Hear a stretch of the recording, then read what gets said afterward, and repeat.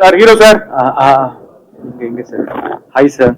Hi, வந்ததுக்கு எல்லாருக்கும் ரொம்ப நன்றி. Thank you so much.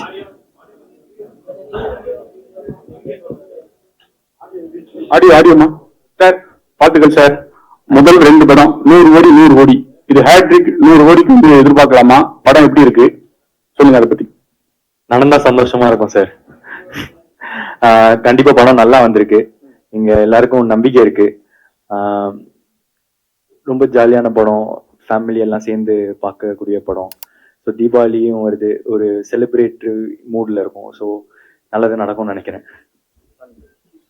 சோ ஒரே டைம்ல வந்து 2 மூவி இல்லையா, எல்ஐகே அண்ட் டியூட் 2 படமும் போயிட்டே இருந்துச்சு. பிளஸ் ரிலீஸ் ஆல்சோ வந்து கிளாஷ் ஆகிற மாதிரிலாம் இருந்துட்டே இருந்துச்சு. சோ இந்த கிளாஸஸ் நீங்க எப்படி பாக்குறீங்க? ஏன்னா வந்து இந்த தீபாவளி ரேஸ்ல வந்து இதுக்கு முன்னாடி இது ரொம்ப ரேர், ஒரு ஹீரோவுக்கு ஒரு 2 படம் அப்படிங்கிற கிளாஸஸ் வந்ததெல்லாம். என்ன அது எப்படி வந்து அந்த நியூஸ், அந்த டிஜிட்டல் ட்ரெண்ட் இதெல்லாம் எப்படி பாக்குறீங்க? எப்படி இருந்துச்சு அந்த மொமெண்ட்லாம்? அந்த மொமெண்ட் வந்து ஆக்சுவலா கொஞ்சம் கஷ்டமா தான் இருந்துச்சு. ஐ மீன், ஏன்னா 2 படம் வந்து ஒரு டைம்ல வரது வந்து நல்லது இல்லை 2 படத்துக்குமே. ஸோ ஃபர்ஸ்ட் கொஞ்சம் கஷ்டமா இருந்துச்சு. அதுக்கப்புறம் லைஃப்லயே எதுவா எந்த கஷ்டமா இருந்தாலும் அதுக்கு மேல ஒரு பாயிண்ட்ல அக்செப்ட் பண்ணிடுவோம்ல. சரி, இதுதான் நடக்க போகுது, நடந்துச்சுன்னா நம்ம அதை எப்படி அக்செப்ட் பண்ணலாம், அதுல இருக்கிற நல்லதெல்லாம் பார்க்க ஆரம்பிப்போம். ஸோ அந்த மாதிரி ஓகே, இது வரைக்கும் வந்ததே இல்லைல்ல, வரட்டும், எல்லாரும் பேசுவாங்க, இந்த மாதிரிலாம் யோசிக்க ஆரம்பிச்சேன்.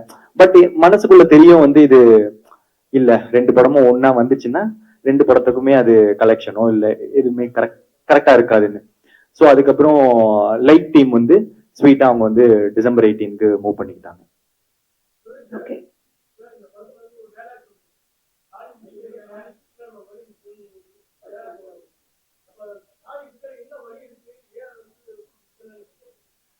சார் என்னன்னா, இப்போ ஒரு கல்யாணம் பண்ணிட்ட பிறகு அதுக்கப்புறம் அந்த குடும்பத்துல நிறைய பிரச்சனை இருக்கலாம் சார். ஃபார் எக்ஸாம்பிள் டவுரி பிரச்சனையோ, இல்ல அந்த கணவர் வந்து மனைவியை வந்து அடிக்கிறதாவோ, இல்ல இப்பெல்லாம் மனைவியும் அடிக்கிறாங்க. ஸோ அதனால இந்த மாதிரி எது ஒரு அபியூசிவ் ரிலேஷன்ஷிப்போ.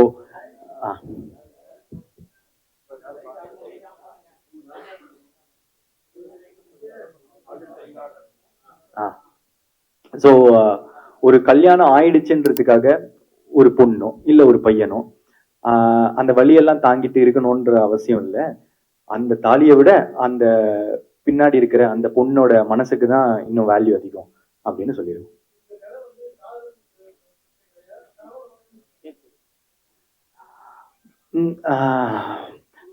கணவன் மனைவிக்குள்ளயும் காதல் இருக்கும்ல, ஸோ 2மே வச்சுக்கலாம். நிறைய நிறைய ரிலேஷன்ஷிப் இருக்கும் சார். பையன் மாமா பொண்ணு, அதுக்கப்புறம் பையன் மாமா அம்மா பையன், இதை பத்தின எல்லாத்தோட சேர்த்துன கதை தான். ஆமா, அதை தாண்டி இன்னும் ஒரு ஸ்ட்ராங்கான சோஷியல் மெசேஜ்லாம் கூட இருக்கு. இப்போ இந்த டைமுக்கு ஒரு ரொம்ப முக்கியமான ஒரு இஷ்யூவா இருக்கும், அதை பேசியிருக்காரு டைரக்டர்.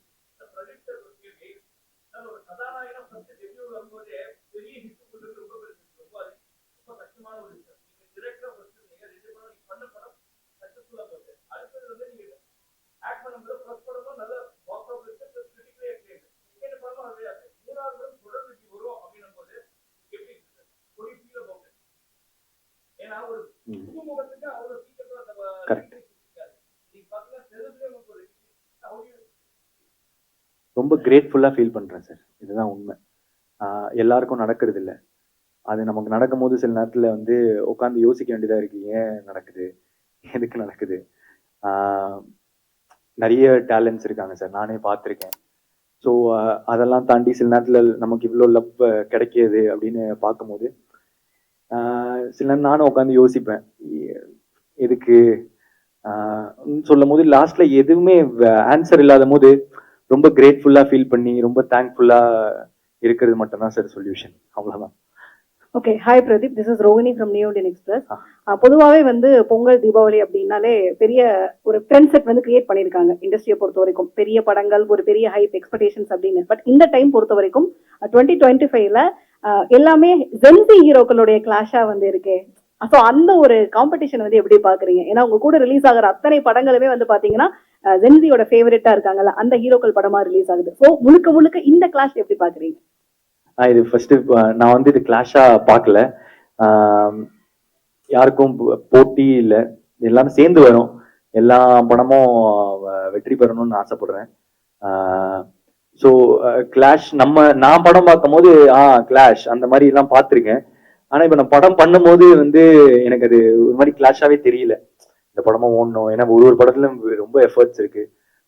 எனக்கு அது புரியுது.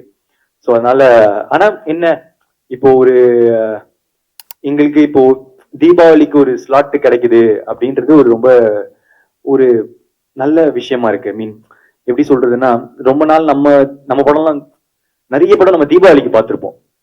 அதுல நம்ம படம் இப்ப தீபாவளிக்கு வருது அப்படின்ற போது ரொம்ப சந்தோஷமா இருக்கு. டைரக்டர் பிரதீப் வந்து மிஸ் பண்றீங்களா? By any chance any time அவர் சடனா எட்டி பாக்குறதுக்கான வாய்ப்பு இருக்கா? வாய்ப்புகள் இருக்கு. நல்ல கதையெல்லாம் எழுதிட்டு இருக்கேன். ஆனா எனக்கு வர கதையை விட நான் வச்சிருக்கிற கதை கொஞ்சம் நல்லா இருக்கணும். இது வர கதையெல்லாம் இந்த மாதிரிலாம் ரொம்ப நல்ல டைரக்டர்ஸ் இந்த மாதிரிலாம் வந்தாங்கன்னா கண்டிப்பா அதை பண்ணுவேன்.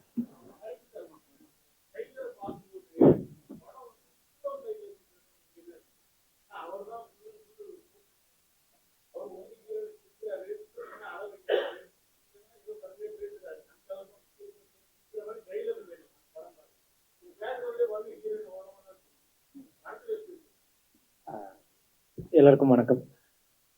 படத்துல பாத்தீங்கன்னா ட்ரெய்லர்ல நீங்க சோசியல் மீடியாவோ இல்ல எதையோ நீங்க தேடினீங்கன்னா எண்ட்ல வர்ற அந்த அலையவ கொலையவ போர்ஷன் வந்துட்டு ரொம்ப நல்லா ஹிட் ஆச்சு. அதுல அவங்க தண்ணியோட இருக்கிற அந்த போர்ஷன் வந்துட்டு ரொம்ப நல்லா போச்சு. அது அவங்களுக்கான ஒரு பிரசன்டேஷனா தான் இன்டென்ட் பண்ணி தான் அந்த ஷார்ட்டை முடிச்சது. அங்க முடிக்கணும்ன்ற இன்டென்ஷன்ல வந்துட்டு ஹீரோயினுக்கும் இம்பார்ட்டன்ஸ் கொடுக்கணும்ன்றது இருக்கு. அதை தாண்டி இங்க ஏன் இல்லை அங்கே இல்லைன்னா அதுக்கு காரணம் இல்லை, ஓவராலா இருக்கான்னா இருக்கு.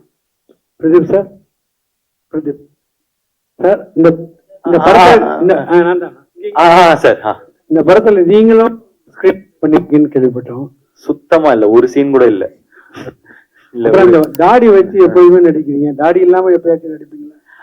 நடிக்கலாம் சார். இது என்னன்னா தாடி எடுத்தா ரொம்ப கொஞ்சம் சின்ன பையன் மாதிரி இருக்கேன்னு ஃபீல் பண்றாரு. இருக்குமே, ஹீரோ மாதிரி தானே இருக்கும். ஆமா சார். அடுத்த படத்துல ட்ரை பண்ணுங்க. சரிங்க சார். சார், ப்ரொடியூசர் சார், இந்த படம் தமிழ் படம் எப்படி இருக்கு? தெலுங்குல ஈஸியா இருக்கா? தமிழ் டெக்னீஷியன் எல்லாம் எப்படி பண்றாங்க? அடுத்த ரஜினியை வச்சு நீங்க பண்றதா இங்க ஒரு ரூமர் இருக்கு, அது உண்மையா?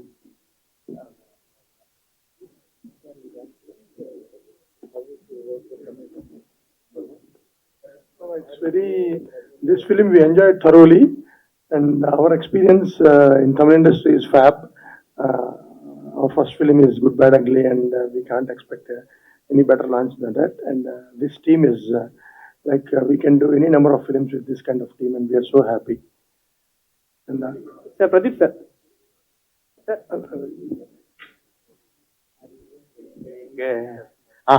So it's a lifetime opportunity to do film with Rajni sir.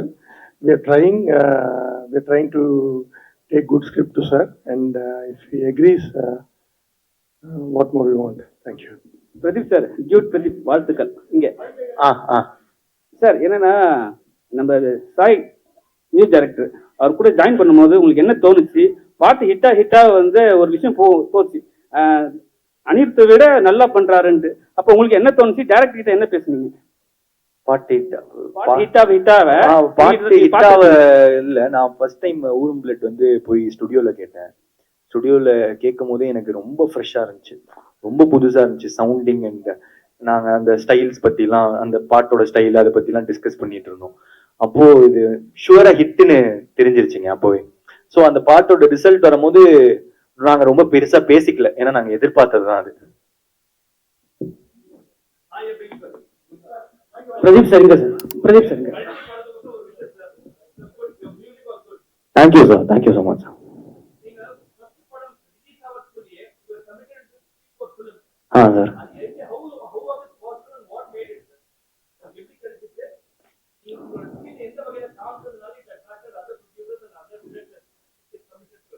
நான் வந்து ஒரு thank you sir, thank you for the wishes first. And நான் வந்து ஒரு 3 பாட்டு பண்ணியிருந்தேன் இண்டிபெண்ட்.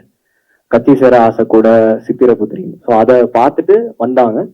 அண்ட் முக்கியமா ஒரு டெபியூட்டன் நம்பி இவ்வளோ பெரிய ப்ரொடியூசர்ஸ் வரும்போது அப்ப நம்மளுக்கு தெரியல, நம்மளை நம்பி இத்தனை ப்ரொடியூசர்ஸ் வராங்க, இத்தனை டைரக்டர் வராங்கன்னா நம்மள சாட்டிஸ்ஃபை பண்ண இல்லை, நம்ம கிட்ட ஏதோ ஒன்று பிடிச்சிருக்கு, அதை நம்ம நல்லா டெலிவர் பண்ணுவோம்னு நம்பி வராங்க. ஸோ அதை நல்லா பண்ணியிருக்கேன்னு நினைக்கிறேன். உங்களுக்கு பிடிச்சதுன்னா ரொம்ப சந்தோஷம். Thank you sir. பிரதீப் சார், இங்க தமிழ் சினிமாவோட ரஜினி சாருக்கு ஒரு பேர் இருக்கு, அவர் ஃபார்முலா பிரேக் பண்ணாரு அப்படிங்கிற மாதிரி ஒரு விஷயம் இருக்கு இல்லையா? ஸோ இப்போ ரீசெண்டா பிக் பாஸ்ல வந்து நாகார்ஜுன சார் ரஜினி சார் தனுஷ் கூட உங்களுக்கு கம்பேர் பண்ணி பேசியிருந்தாரு. ஸோ அதை பத்தி என்ன நினைக்கிறீங்க? ரொம்ப சந்தோஷமா இருந்துச்சு சார். ஏன்னா நாகார்ஜுனா சார் மாதிரி ஒரு பெரிய ஹீரோ வந்து அந்த ஒப்பிட்டு பேசும்போது உண்மையாலே ரொம்ப சந்தோஷமா இருந்துச்சு. இல்ல அந்த ஃபார்முலா நீங்க பிரேக் பண்ணிட்டீங்கன்னு நினைக்கிறீங்களா? ஃபார்முலானா என்ன சார்? அதாவது அது ஃபார்முலா நான் சொன்னாரு அந்த டைம் வந்த அவர் வந்த பிறகு ஒரு சினிமாவே கொஞ்சம் மாறிச்சு, அந்த ஒண்ணு மாத்துனாங்க. அந்த மாதிரி ஒரு ஒரு ஜெனரேஷன்ல இப்போ உங்களை நான் அப்படி பாக்குறேன் அப்படின்னு சொன்னாரு. அந்த மாதிரி நான் நினைக்கிறேன், அவரு நினைக்கிறாரு, அதுக்கு நான் சந்தோஷப்படுறேன் சார். Thank you sir.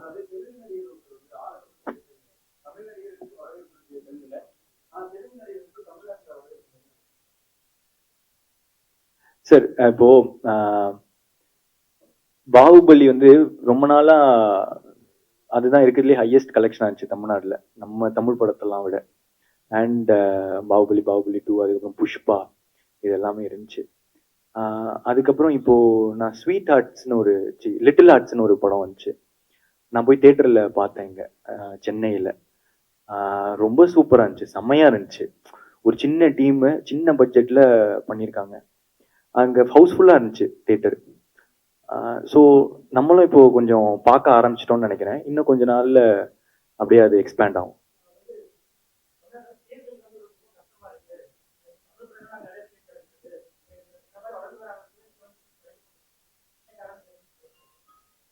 அதான் சார், இப்போ லிட்டில் ஆர்ட்ஸ் வந்து ஒரு சின்ன படம் தான். அது இங்க இங்க தியேட்டர்ல தான் பார்த்தேன், ரொம்ப நல்லா இருந்துச்சு.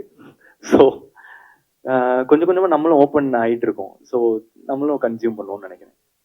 Hello Mamitha, Shalini here. Hi, welcome back to Tamil cinema again. Thank you so much. Okay, so உங்க கேரக்டர் பத்தி சொல்லுங்க. ஸோ பிஹைண்ட் த ஒரு பப்ளிக் கேர்ளுக்கு பிஹைண்ட்ல வந்து ஒரு பெரிய எமோஷன் இருக்க மாதிரி இருக்கு சீன்ஸ் எல்லாம் பார்க்கும்போது ட்ரைலர்ஸ்ல. ஸோ உங்க கேரக்டர்? டூட்ல என்னோட கேரக்டர் நேம் வந்து குரல். So like her name, like she is very vocal about her emotions. She is true to her emotions அப்படின்னு சொல்லலாம். And she is someone who genuinely cares about others. So எனக்கு வந்து குரல் is one of my favorite characters and I hope you'll all like her.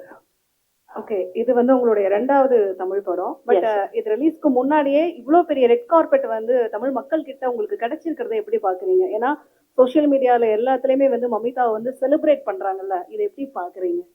ஐயோ, எனக்கு ரொம்ப கிரேட்ஃபுல்லா இருந்துச்சு. Because நான் நடிச்சது வந்துட்டு ஒரு மலையாளம் படம். அண்ட் அது வந்துட்டு எல்லாருமே இங்க தமிழ்நாட்டிலையும் Telugu language also got a big எப்படி சொல்றது ரிசெப்ஷன்ஸ் அப்படின்னு பார்த்தா, I mean to be very honest. அப்போ மீ அது எனக்கு வந்துட்டு ஒரு பெரிய விசிபிலிட்டி கிடைச்சிச்சு. Sorry if my Tamil is very wrong. But அதான் அப்போ அந்த பிரேமலுக்காக எனக்கு இங்க வந்துட்டு I am getting awards for it. So அந்த அன்பு பார்க்கும்போது எனக்கு ரொம்ப கிரேட்ஃபுல்லா இருக்கு. பிரதீப் சார், நீங்க முதல்ல நடிக்க வரும்போது நீங்க எப்படி நடிப்பீங்க, திறமை என்ன நிறைய தெரியாது. இந்த மாதிரி ஒரு காலேஜ் ஃபங்க்ஷன்லயே இந்த பாடி ஷேமிங் கேள்வி பண்ணாங்க. அதுக்கப்புறம் 2 படம் பெரிய ஹிட் கொடுத்தீங்க, 100 கோடி. இப்போ கூட ஒரு சமீபத்துல ஒரு பிரஸ் மீட்ல வந்து அந்த உடல் ரீதியா வந்து நிறைய கொஸ்டின் பண்ணுவாங்க. அந்த மாதிரி கேள்விகளை எப்படி எதிர்கொள்றீங்க, அவங்களுக்கு என்ன பதில் சொல்ல நினைக்கிறீங்க? ஒண்ணுமே இல்லை சார், எனக்கு பெருசா அஃபெக்ட் பண்றது இல்லை. எனக்கு முன்னாடி இவ்வளோ லவ் இருக்கும் போது நான் ஏன் சார் அதை பத்திலாம் யோசிக்கணும்? எதுவுமே சரியா ஒர்க் அவுட் ஆகல, அதுக்கப்புறம் இந்த மாதிரிலாம் ஒன்று நடக்குதுன்னா அப்போ உட்காந்து யோசிக்கலாம். ஆனா மக்கள் தான் இவ்வளோ வரவேற்பு தராங்க, அப்போ இது ஒரு பெரிய மேட்டர் இல்லை சார். சார், அப்புறம் ரஜினி சார் கமல் சாரும் இணைஞ்சி படம் பண்ணது முடிவாயிட்டு. ரஜினி சார் சொல்லுவாரு இன்னும் கதை முடிவாகல, டைரக்டர் முடிவாகலங்காரு. சப்போஸ் உங்களுக்கு கேட்டாங்கன்னா உங்கள்கிட்ட கதை இருக்கா, எந்த மாதிரி ஜானர்ல அந்த 2 பெரிய ஸ்டார் வச்சு படம் பண்ணுவீங்க? கதை இல்லைங்க சார் என்கிட்ட அந்த மாதிரி. ஆமா, ரெண்டு பெரிய லெஜெண்ட் சார். அவங்க ரெண்டு பேரும் சேர்த்து கனவுல கூட யோசிச்சிருக்க மாட்டோம். சும்மா ஜாலியா வீட்டுல இருக்கும் போதெல்லாம் யோசிப்போம், ரஜினி சார் இப்படி ஒரு கதை இல்லை அந்த மாதிரிலாம் இருந்து ரஜினி சாரும் கமல் சாரையும் சேர்த்து வச்சு ஒரு கதையை நம்ம அந்த மாதிரிலாம் அந்த மாதிரி யோசிச்சு அந்த மாதிரி ஒரு கதை பண்ணது இல்லை. அண்ட் இப்போதைக்கு நம்ம கான்சென்ட்ரேஷன் ஃபுல்லா acting sir. One second director sir, actually இந்த கொஸ்டினோட இன்னொரு வெர்ஷன் நம்மளோட மீட்ல நீங்க ஒன்று சொன்னீங்க, ஒருவேளை ரஜினி சார் எனக்கு ஒரு 30 இயர்ஸ்ல வந்து கால் ஷீட் கொடுத்திருந்தா எப்படி ஒரு கதை பண்ணிருப்பனோ அப்படிதான் இந்த கதையை நான் எழுதுனேன் அப்படின்னு சொன்னீங்க. இல்ல திருத்தம், கால் ஷீட் கொடுத்திருந்தா இல்ல, கொடுத்தாலும் கொடுக்கலனாலும் நான் அவர் நினைச்சு எழுதினேன், அவ்வளவுதான். இப்போ வந்துட்டு எனக்கு தெரியும் அது, அதுக்கப்புறம் நிறைய இடத்துல பார்த்தேன். நம்ம ஒரு துறைக்கு வரோம், இப்போ ஒரு ஸ்டீவ் ஜாப்ஸ், ஒரு மைக் டைசன், இந்த மாதிரி அதோட லெஜெண்டரிஸை நான் இன்ஸ்பிரேஷனா வச்சுதானே வருவாங்க. அந்த மாதிரி எனக்கு அவர் ஒரு இன்ஸ்பிரேஷன், நான் அவரை நினைச்சு எழுதினேன், அவ்வளவுதான்.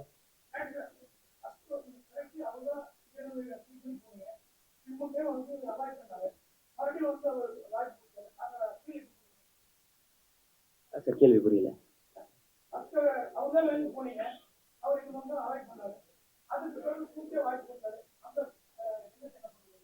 இல்ல ரொம்ப சந்தோஷமா இருந்துச்சு சார். இந்த ப்ராஜெக்ட் வந்துட்டு அவர் அவர் வேணும், அவர் இருந்தா ரொம்ப நல்லா இருக்கும்னு நினைச்சேன்.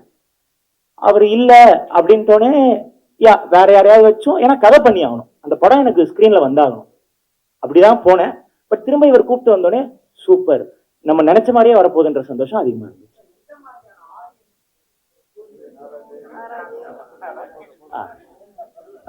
சார் இது வந்துட்டு ஜென்சி படமானா ஆமாம் தான், ஆனா அது ஜென்சி படம் மட்டும் இல்லை, ஃபேமிலி ஆடியன்ஸ்ல இருந்து எல்லாருக்குமே ரொம்ப கனெக்ட் ஆகக்கூடிய ஒரு படமா இருக்கும்.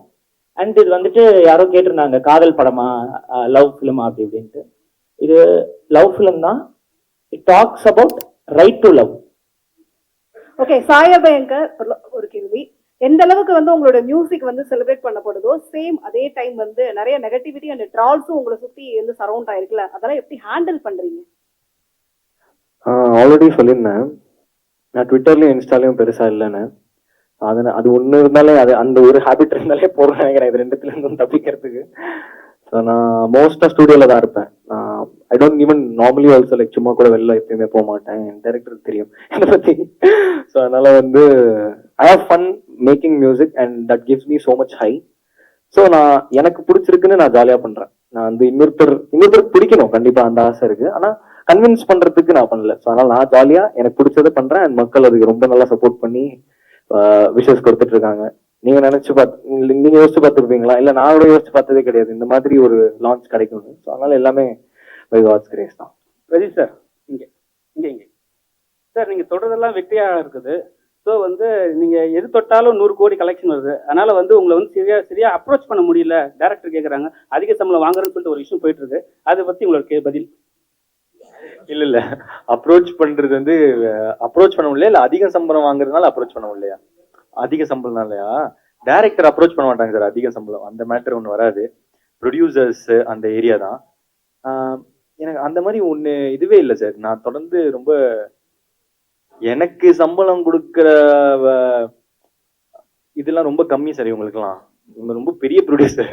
ஸோ இவங்களோ இல்லை நான் பண்ண ஏஜிஎஸோ அதெல்லாம் வந்து ஒரு மேட்டரும் இருக்காது சார். அந்த மாதிரி இல்லைன்னு நினைக்கிறேன் வதந்தி.